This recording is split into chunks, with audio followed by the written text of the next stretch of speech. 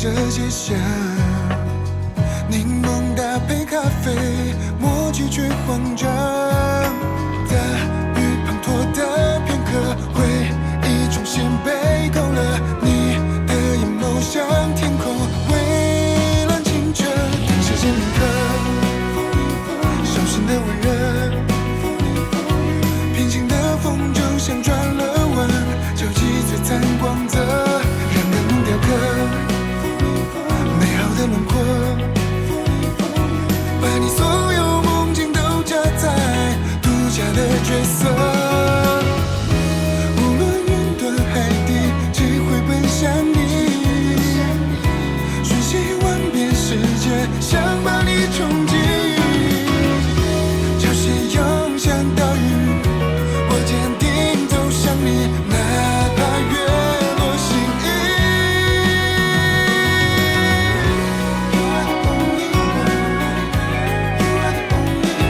生命镶嵌了幸福彩虹，上演最美的重逢。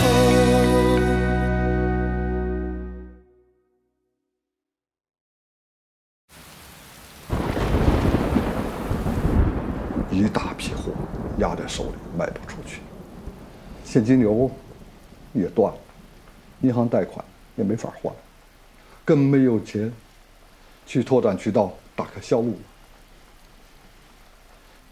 您说的这个情况，我大概了解了。这对咱们厂来说，确实是一个很大的痛苦。孙厂长，您要是还算相信我方不方便看一下咱们的财务报表啊？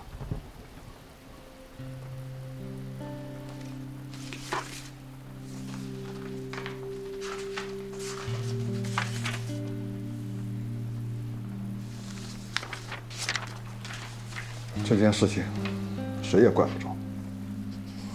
我知道不还贷款也不是长久之计，我只能拖一天算一天，所以我就抓紧进了这批原材料。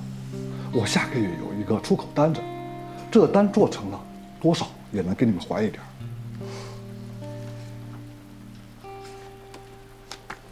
这要我说呀，他们每次来找您的时候，您真不至于都躲着不见。这有什么用啊？你们不外乎就是催我早点还款还利息，有这时间我还不如出去跑跑单子，谈成了也能给你们多还上一些，也能给我自己的工人多发一天工资。您说的我觉得都对，但是有一点您说错了，我们银行不是只会催你们还款，我们也想帮您去解决问题，度过这个难关。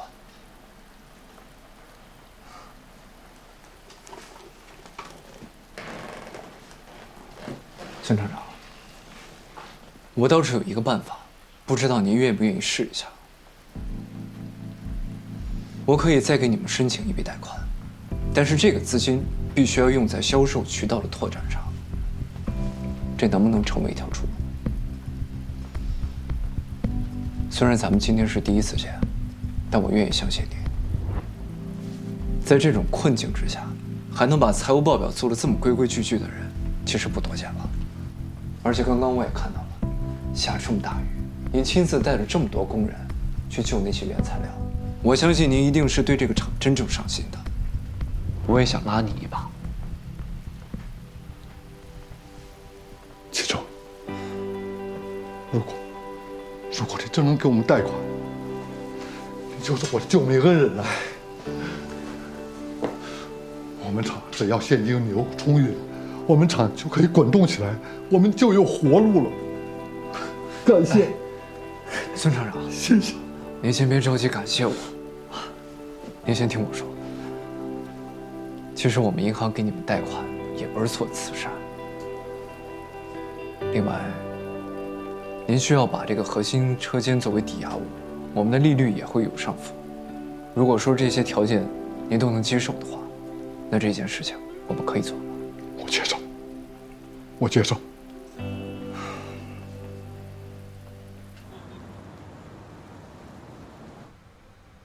您现在看到的就是我在南安县处理的所有不良贷款记录，其中这食品加工厂已经全额还清了他们的第一笔贷款，剩下的3家企业也在陆续还款中。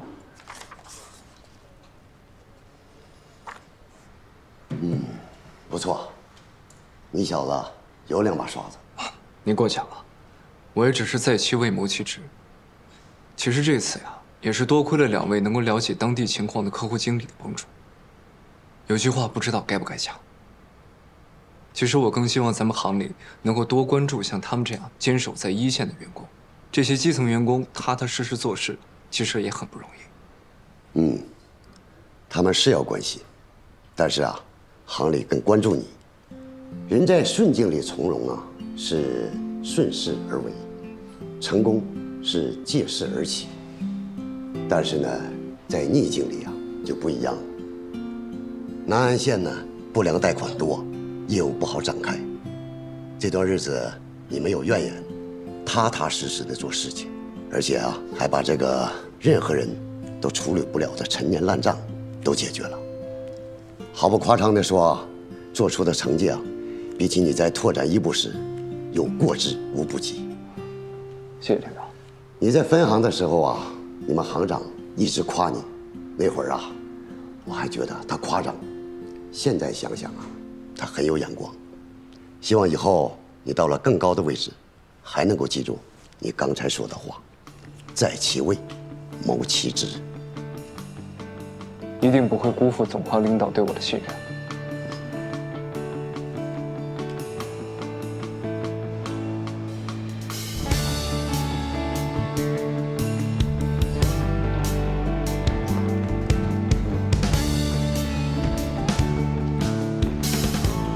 你怎么了？有个好消息，想要第一时间就告诉你，我调回京城了。真的？我也没想到会这么快。这小半年你来回奔波，辛苦你了。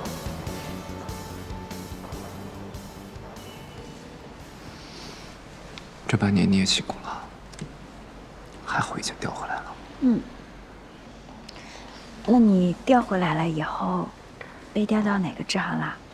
吉安分行，行里的调令已经下来了，担任行长一职，明天去报道。那我以后是不是要叫你季行长？也不是不可以哦。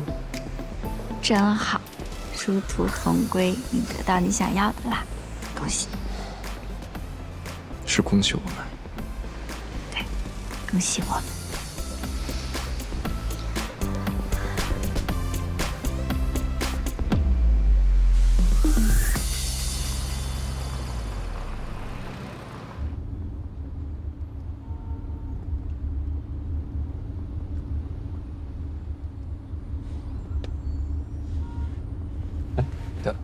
有没有打算要休个年假呀？是要休的呀。怎么，你打算最近休年假？我是想着，要是休年假的话，咱们可以一起；如果你要是休的话，咱们可以一块儿去度个假。最近可能不太行。静姐要休产假，生孩子之前她肯定要做出一点成绩来。她现在压力挺大的，我在这个时候抛弃她，是不是有点不太合适呀？说的有道理啊。其实这事儿呢，就怪你把拓展一部的标准定得太高了。我记得你几个月前就说要休年假，是有什么安排吗？没什么安排。你去了吉安分行，是不是事情变多了？现在也抽不出时间来啊。总之，你要是有这个计划的话，可以跟我说一声，咱们可以把时间对一对啊。我紧着你的时间来。好呀。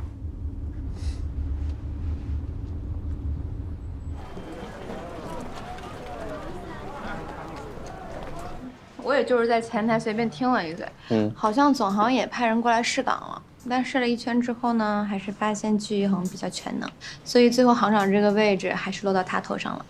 老季能力肯定没得说，他能调回市区呢，不用每天那么折腾，小宁肯定也放心了呀。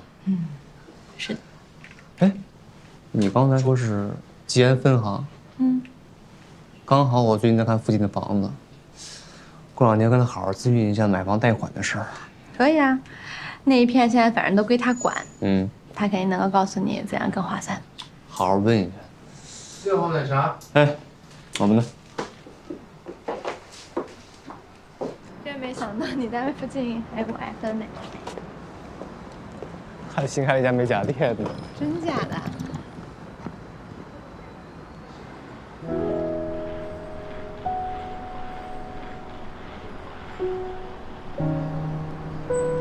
爸，妈，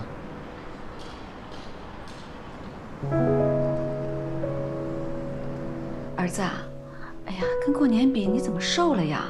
是不是工作太辛苦了？啊，对了，你爸退休已经办下来了，我们琢磨着呀，在这附近租个房子，好好陪陪你。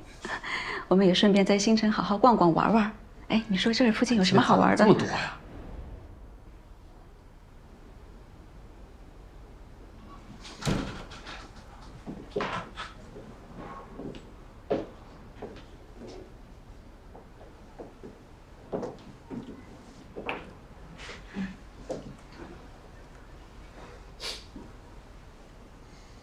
唯一啊，我们也等了小半个钟头了，你看你爸爸什么时候能来啊？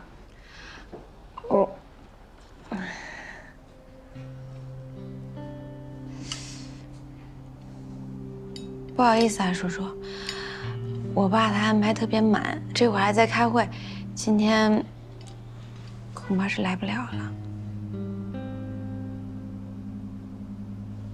没事，是我们来的太临时了。不是这样的，叔叔，你和阿姨能来，我和齐豫特别高兴。我爸他也特别不好意思，他在旗下的酒店给你们安排了家庭套房，这2天在新城，你们都可以住那儿，特别方便。不必了，我们自己啊订了地方。是。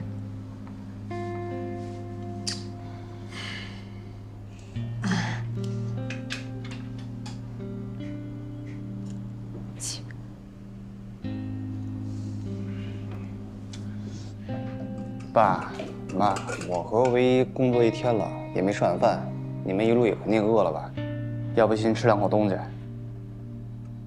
服务员，上下菜。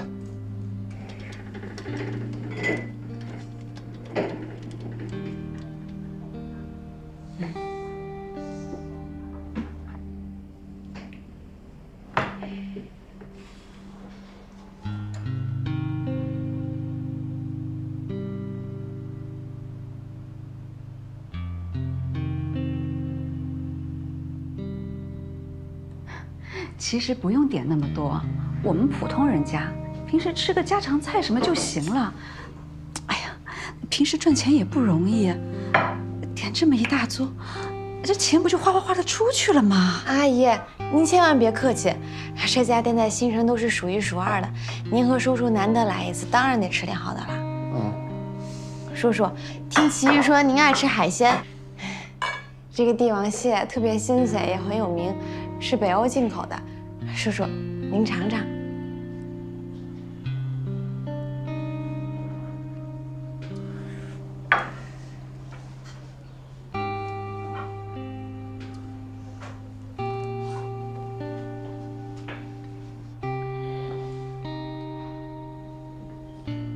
爸，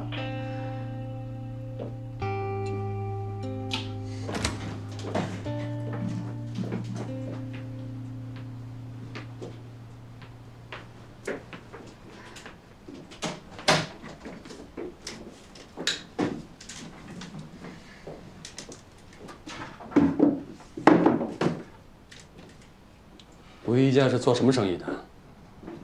好像是那个地产和投资，怎么了爸？你今天说他工作的那个大厦是他们家的，听他的意思，酒店也是。是。丢人！你把我老齐的脸都丢尽了，知不知道？你好好说啊！不，别发火。我不动他就是好的了。我问你啊，我们家和唯一家般配吗？啊，合适吗？你知不知道你们这叫什么？这叫入赘。说难听一点，叫吃绝户。哎，瞎说八道什么呢？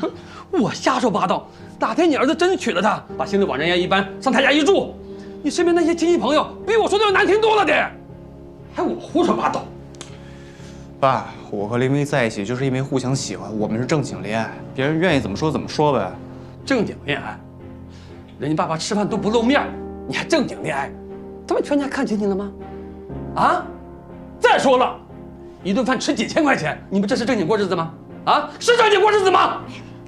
好了好了，齐豫啊，其实我和你爸呢也没有不喜欢唯一，今天第一次见面啊，我们也能感受到他的真心和重视。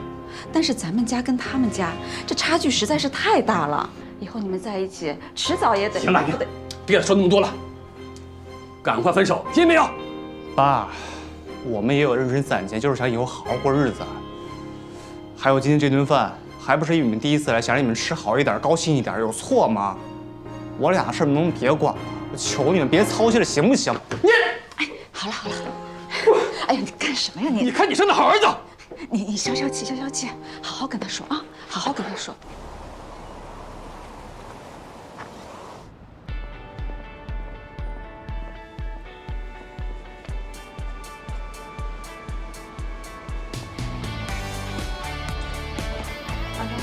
到，方长早，哎，早，黄长早，方长早，黄长早，王指导，哎，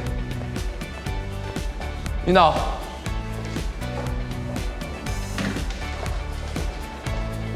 早。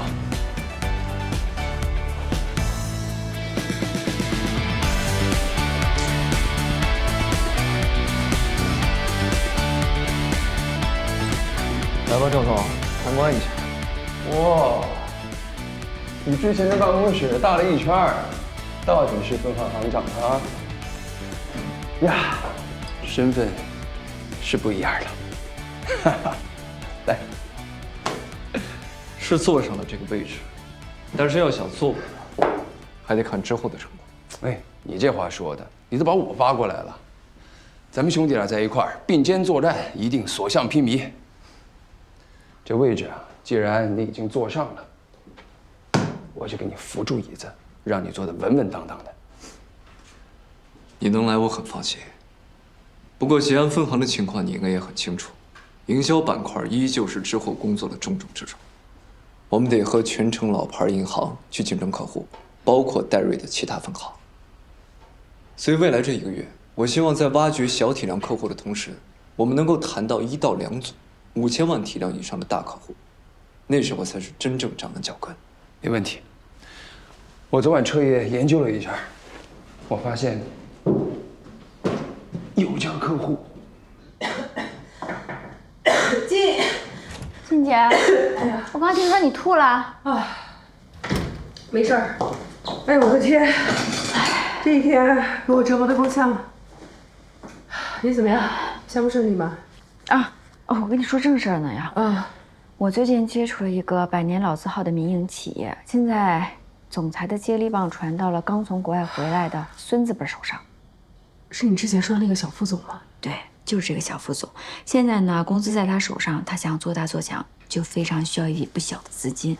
如果我们能跟他达成合作协议的话，健姐，你这个经理的位置就坐稳了。哪家公司啊？优品茶叶。这个体量的公司，咱们同行估计没有不想要的吧？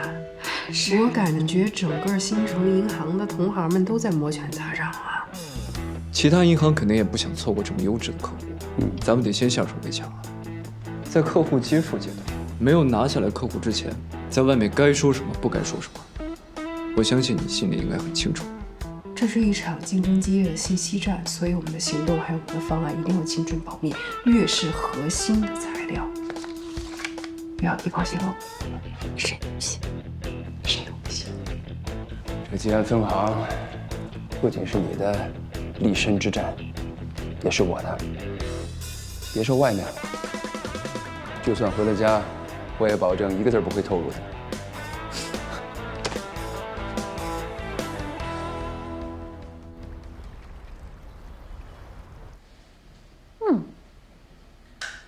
话花香还有回甘，不错。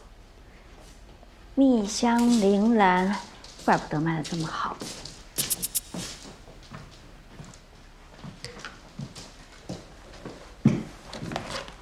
你干嘛？里面藏着什么东西啊？你给别的女生写的情书？当然不是，除了你的情书，我不会收别人的。季先生，咱们俩刚刚不在同一个部门，你就这么提防我呀？以前可不这样，你这样我会伤心的。说吧，业绩还差多少？要是缺客户的话，我那有多的可以分给你。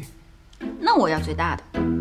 你跟饶静现在胃口不小啊，要都要了，还不要最大的？喝点什么呀？美容养颜，女人的事儿男人少管。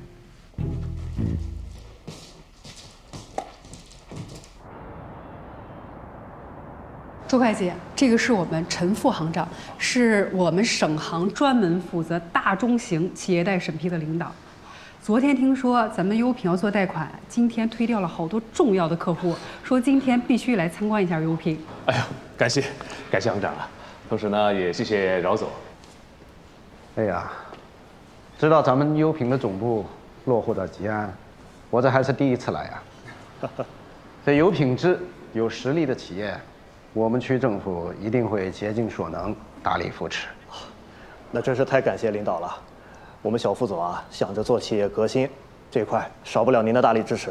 哎，好，那我这就过去。哎，那这样，周会计，我们来之前呢，跟财务联系了一下，我跟小图呢想过去看一下财报的情况，所以就麻烦您带我们陈副行长先过去，行，好吧？行，那行好的，那陈副行长您先上去好，咱们一会儿见啊。好。我们戴瑞一直都秉持着和企业共同成长、共同进步的一个原则，跟优品的合作一定会是最优的。好，太感谢了。那我带您到那边参观一下。好。姐，你都不知道，我们家那位自从不跟我并肩作战了以后，天天换着花样的在我这刺探军情。是吗？早知道我就换个职业选老公了。哎呀，我跟你讲，你现在换职业呀，应该是来不及了。但是换老公呢，我觉得还来得及。那我不太愿意。我跟你讲啊，我们家那一位就不一样了，那个嘴根本就把不住门。你知道他昨天晚上做梦跟我聊什么吗？他梦里边跟我聊猪饲料。啊？我问他，我说，你这什么猪饲料啊？他在梦里边就跟我对话说，哎呀，我最近刚服务完一个猪饲料的客户，然后还把他们银行现在做的贴现、保理、个人经营贷，就咱们银行做的那一套东西，事无巨细的全都告诉我，在梦里边还要拉我合伙一起干。啊，还是小赵哥好，季先生不大行。好什么好，一点心机没有。哎，我刚刚忘了跟你说了，我刚刚过来的时候发现，他们这边是做茶叶的，但是有很多好像从国外买回来一些咖啡杯具，还有咖啡豆。我在想，他们以后是不是想做咖啡饮啊？其实呢，我刚才问了周会计同样的问题，他跟我说，只是因为他的领导单纯的喜欢喝咖啡，所以呢，就从世界各地收了很多关于咖啡的器具。我以为是他要做咖啡饮呢，是不是又需要贷款？看刚才那些新设备，大概是有新产品要上市了。厉害呀！我们之前摸到的消息和你打听到的几乎没有出入哎。怎么，现在连领导都不喊了？领导，这小副总确实可以啊，刚来就增加生产线，扩大经营。哎，我想他之后可能贷款的需求和体量应该不会小。这可跟你那猪饲料不一样啊！以后做梦的时候，别说梦话，啊！你懂啥呀？那是混淆视听，虚虚实实，实实虚虚。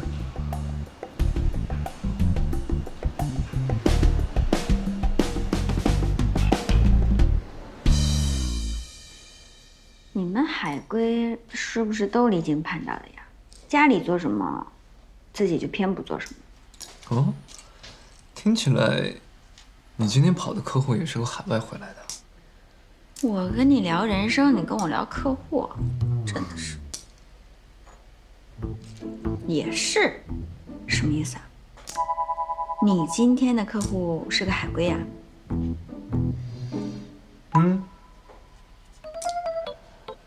年轻，有魄力，而且在于企业经营和发展上很有自己的想法。看来是接手了家族产业，规模多大？产业这么大吗？一个字都不想透露。1比01年。商业机密。小气鬼。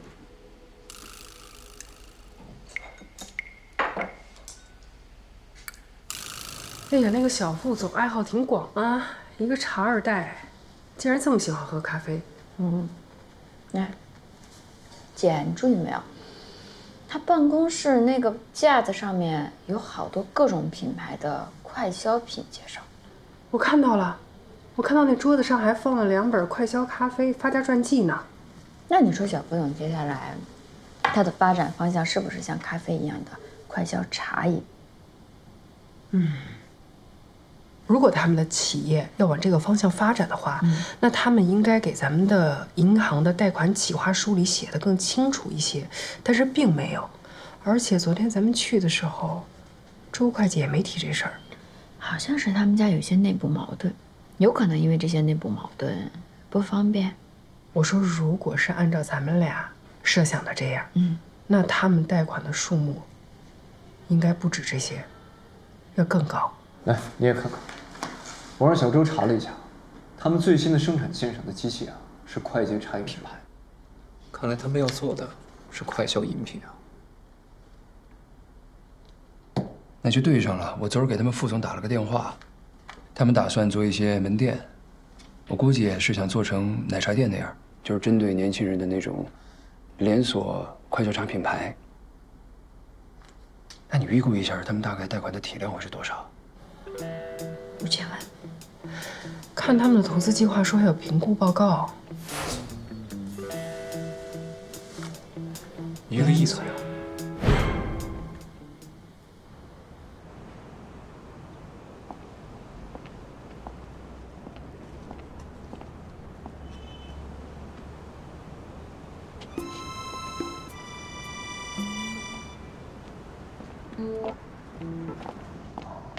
累了吧？怎么在这儿啊？等你啊。一起散散步。走。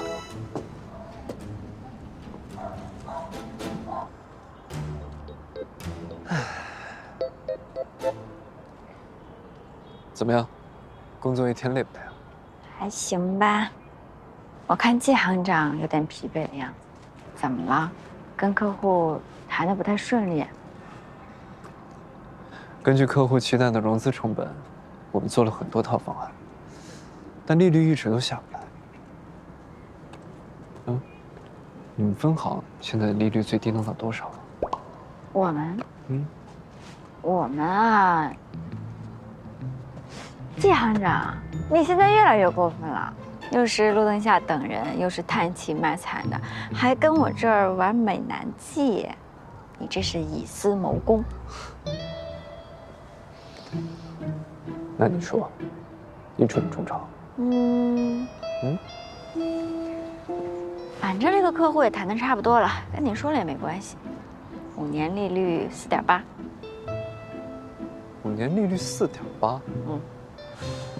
抵押物市场房，还有法人的一套不动产。那最后放款多少？1个亿。不，7、8千万吧。7、8千万啊？7、8千万。那怎么听起来像是一个1万体量的大客户啊？我刚才说顺嘴了。厂房是抵押物，还要加一套不动产，客户能接受啊？利率这么低，你们自己能接受？不说话。反正在你嘴里也掏不出来实话。我先回去了啊，加班去了。哎，这就走了？美男计不使了？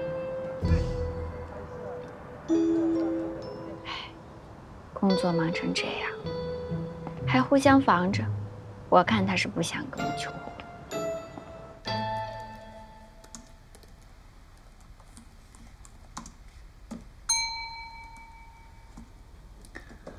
你不至于吧？还贴了个防偷窥膜，特殊时期，特殊手段，这么防着。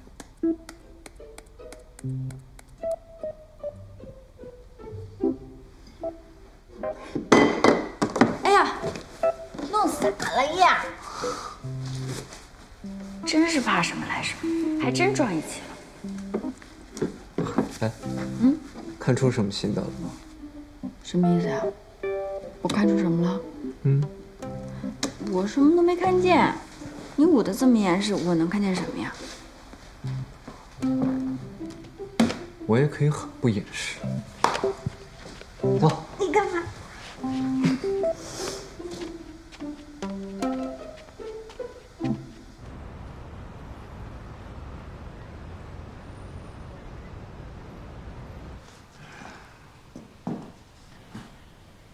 姐夫离开管理层之后，财务人员走了多少？之前的老人一个不剩。副总，你要做快消品这个思路呢，确实是不错，但是需要充裕的资金支持。财务团队在这个时候离开，很明显就是故意为难你。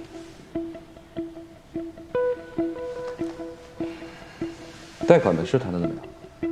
这几天呢，我们收到很多银行的方案，一些重要的领导你也都亲自接触过。综合看下来，我和周会计觉得有2家银行还不错。啊，是的，一个呢，他们提出了信用证的思路，性价比更高；另外一个呢，是贷款的周期更长，而且呢，还款的节奏对我们来说更加的有利。哎。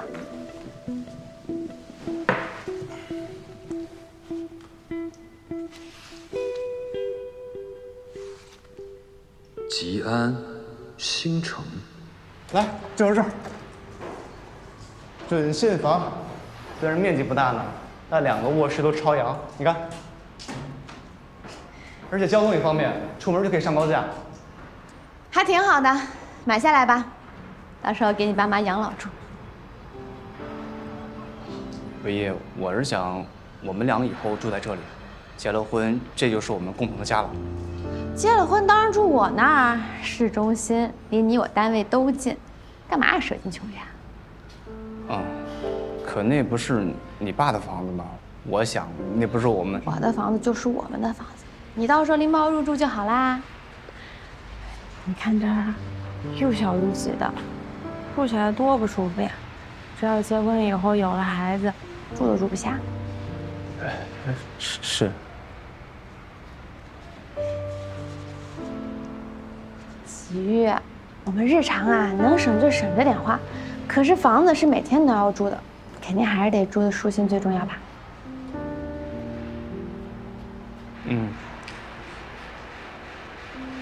唯一，要不然这样呢，等房子买了以后，咱们先搬过来试试看。如果到时候住的实在不行，你不适应的话，咱们可以。我肯定不适应。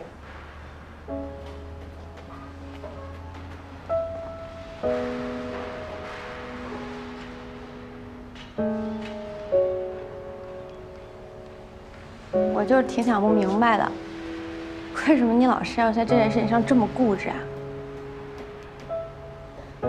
我们明明在一起很开心、很合拍啊，那我们现在异地的问题已经解决了，你有没有觉得恋爱反而谈得越来越沉重了呀？说白了，这个事其实很简单，就是我有房子，明明我们可以把生活过得更好。那不是我的房子，也不是我能负担的生活。吃顿饭贵就贵了，我爸妈说咱们消费水平高，我就忍了，没事儿。那房子这件事，我还占你便宜，我成什么了？小白脸儿，我自己都看不起自己，明白吗？你爸妈说你了？说我了？说我乱花钱是不是？没有，就是说咱们2家消费水平不一样，明白吗？那不就还是对我不满意呗？我真心实意请他们吃饭，我还破天荒的刷了信用卡，这反倒都成我的错了。其实我这段时间过的什么日子？我每天我有钱我不能花，我都快憋屈死了。唯一，我知道你委屈，我知道我现在条件可能没那么好，可能这个房子就是我的全部了，但我想努力，我想让咱们未来更好一点，明白吗？你口口声声说是为了我，但其实不过就是在你自己能力范围之内去计划着属于你自己的未来嘛。如果我要是想让和你有未来，我就得放着大房子我不能住，有钱我也不能花，不然我就会让你看不起你自己。说白了，你不就想让我按照你的标准生活吗？我不是那个意思。那你是什么意思啊？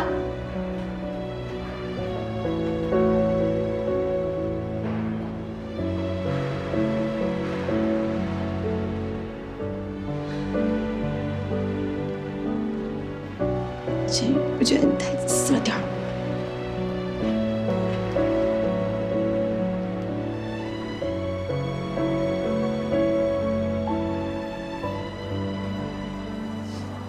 我们以前明明那么好，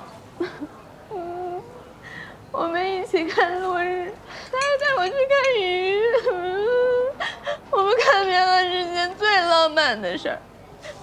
为什么现在非要因为钱啊、房子啊这些东西的，每天哭啊哈的不开心呢？到底是为什么呀？好了好了，哎，别哭了，你在这儿丢不丢人啊？你知道我有多久没有吃这些东西了吗？我每天就想着攒钱怎么把日子过好，结果到头来呢，我爸不看好，他爸妈也反对，那我们还在一起个什么劲儿啊？你要难受吧，你哭也行，哭完了会不会心情好点儿？要不我给齐宇打个电话？不要，我现在不想看到。我一想到他见面又跟我谈这些，我就烦。你知道他今天跟我说什么吗？他说如果住在我的房子里边，他就会心里很不舒服，看不起他自己。可是我呢，我就要去为了他的自尊，去降低我的生活水平。他根本就也没有为我考虑过，你说是不是啊？我说实话啊，他如果真的没有为你考虑，他不会回来。他买房子不也是为了想娶你吗？其实我觉得他也没有错，只不过……那我有错了？你也没有错，你没错。我就是觉得，根本就不是我想要的生活。你想想，我根本就什么都不缺。我有大房子住，我也有花不完的钱，我为什么非要为了他我自力更生，我还苦哈哈的攒钱？我怎么着我都想不通这事儿。服务员，给我再上2瓶好酒，我要最贵的。哎，好了好了，你别自己喝了，我陪你喝。我现在就觉得，我为了他，我那么苛待我自己，我简直就是一个大傻子。从今往后，我一定要做回真正的我自己。你高兴就好。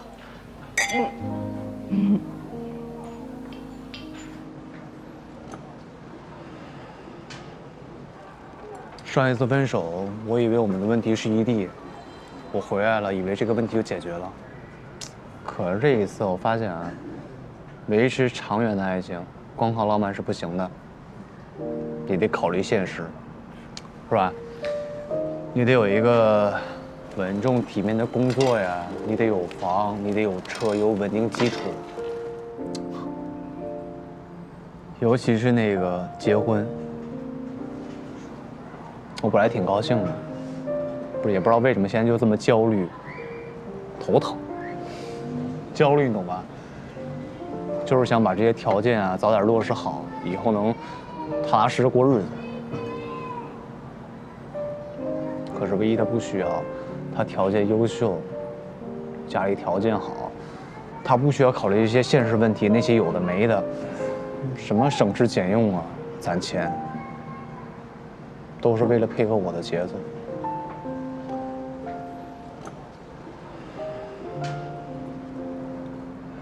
可他为什么要为了我牺牲自己呢？成全我，到头来大家都不好，都不高兴，唯一不高兴，我爸妈不高兴，唯一他爸对我也不满意。我每天努力工作上进，每天努力工作上进，图什么呢？你说我有错吗？啊？你刚刚说的这些，跟林文一有聊过吗？看见没有吧？我觉得你们需要的是沟通。这种事情不沟通，就永远找不到解决办法。解决？你告诉我怎么解决？没法解决。我也不可能一夜变得很有钱，也不能要求他向下。那个词儿怎么说来着？啊，向下兼容，对吧？其实我觉得，父母有时候担忧啊，也不是没道理。他确实有道理。我们两个都没错。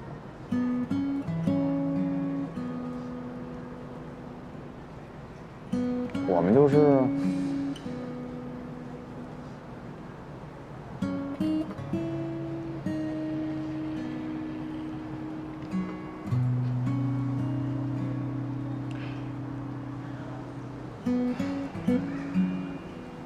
来，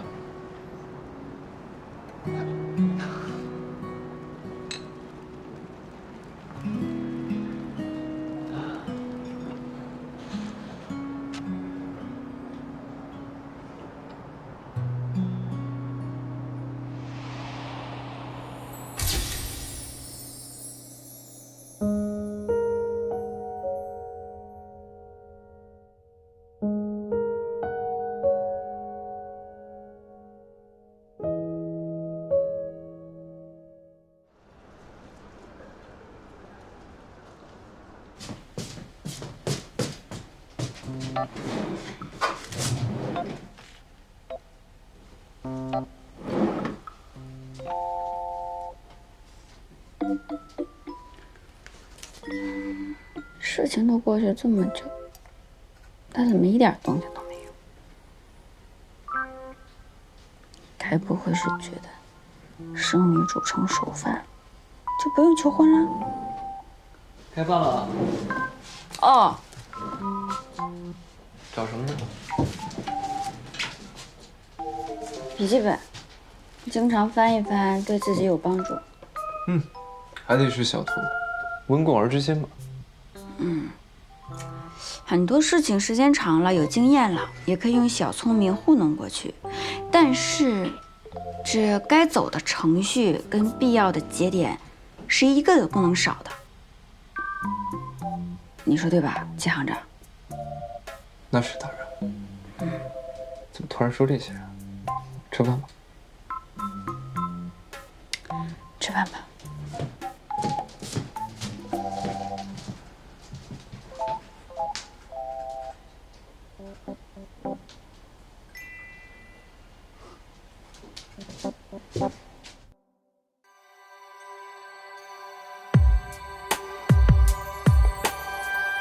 夜色吞没黄花，只剩影子紧跟。你是那盏灯。